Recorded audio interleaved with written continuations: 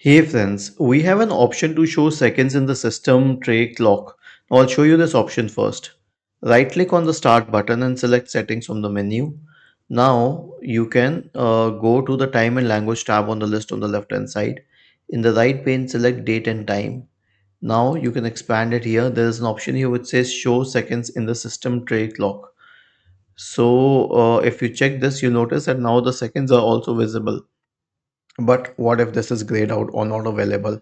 So here's the thing. This is was a relatively new option, though by now all Windows updates must be carrying this out. But still, as a precaution, you can try updating Windows.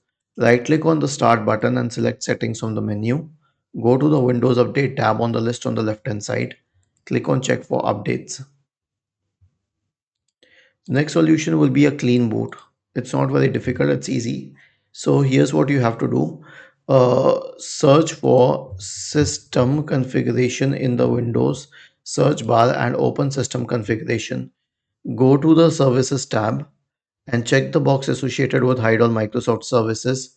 If any of the services checked, click on disable all, apply, okay, and then click on restart to reboot your system in the clean boot state.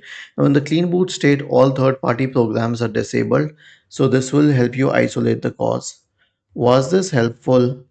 If yes, then please subscribe to the channel. If not, then let us know in the comment section of the video on how we could help you further.